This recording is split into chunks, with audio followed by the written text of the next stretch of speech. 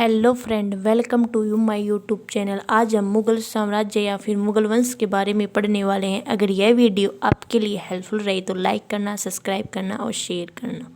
चलिए अब हम शुरुआत करते हैं मुग़ल वंश के बारे में या फिर मुग़ल साम्राज्य के बारे में। बाबर ने ना 15 यानी कि जो बाबर का जो शासनकाल रहा था वो 1526 से लेकर 1530 ईस्वी तक रहा था।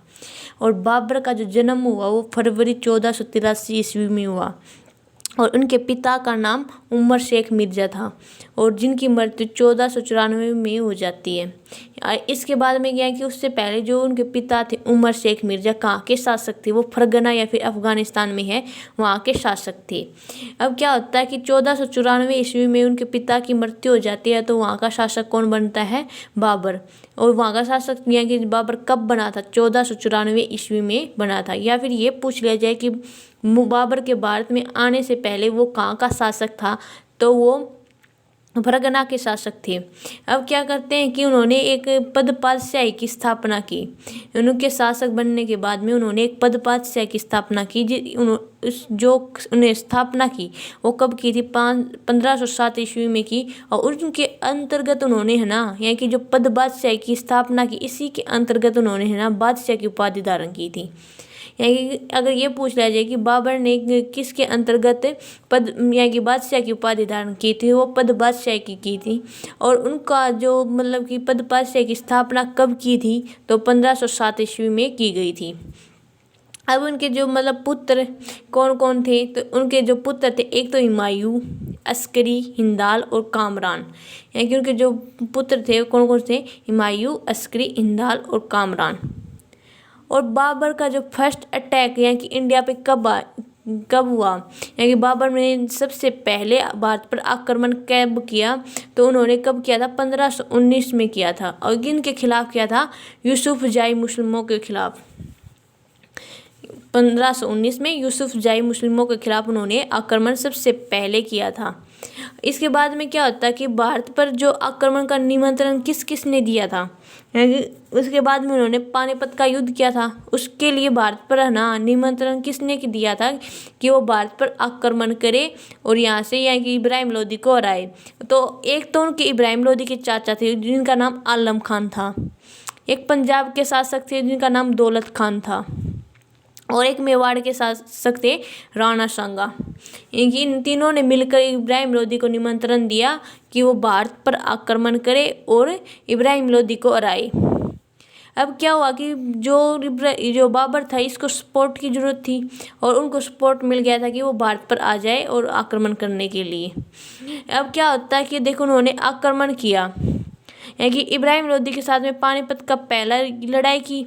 इसमें उन्होंने ये लड़ाई कब की? उन्होंने 1526 में की। उसमें क्या होता है कि बाबर तो विजयी हो जाते हैं और इब्राहिम लोदी हार जाते हैं। अब जो इब्राहिम लोदी के हारने की वजह कौन कौन सी थी? एक तो उन्होंने ना तोपों का प्रयोग किया था बाबर ने, और फिर उन्होंने क्या किया था? तुलगमा विधि का प्रयोग किया था, जिसमें मैंने बताया था कि जो युद्ध भूमि या फिर जो मैदान था या फिर युद्ध भूमि का उसके चारों तरफ खाई खोद दी गई थी। और जिसकी वजह से है ना यहाँ कि वहाँ पर सेना गिर गई या फिर खाई में कुछ सेना तो उससे मर गई और कुछ तोपों से, जिसकी वजह से इब्राहिम लोदी हार जाते हैं। अब क्या होता है कि उन्होंने फिर खानवा की लड़ाई लड़ी 1517 ईस्वी में, और ये किसके बीच में हुई? बाबर और राणा सांगा के बीच में। देखिए जब भारत पर आक्रमण करने के लिए निमंत्रण तो राणा सांगा ने मिलकर दे दिया था मेवाड़ पे, मेवाड़ के शासक थे तब।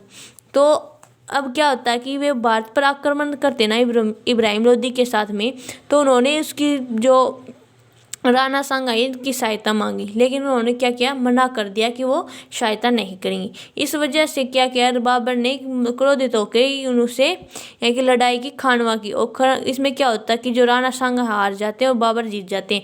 देखिए राणा सांगा एक इतने शक्तिशाली शासक थे जिनसे है ना सभी यानी कि जो अन्य शासक थे वो डरते थे। लेकिन क्या हुआ कि जब बाबर ने लड़ाई की था ना, उस टाइम पे उनकी जो बाबर की सेना थी ना वो भी मतलब डर गई थी। और उसके बाद में क्या हुआ कि उन्होंने क्या किया? बाबर ने एक जिहाद का नारा दिया। यानी कि बाबर ने जिहाद का नारा किस युद्ध में दिया था? जिहाद का नारा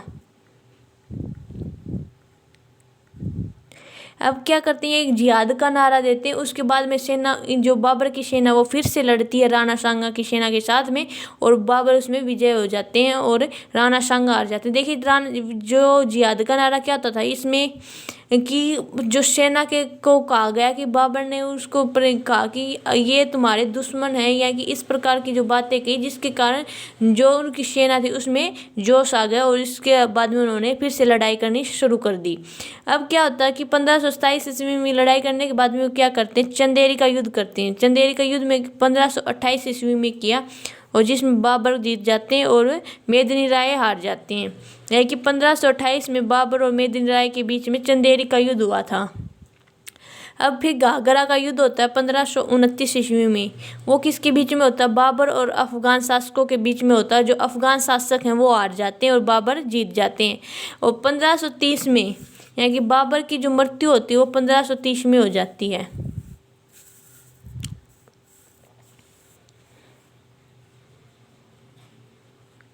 यानी कि इनकी जो मृत्यु हुई वो 1530 में हुई, वो बीमार होने की वजह से।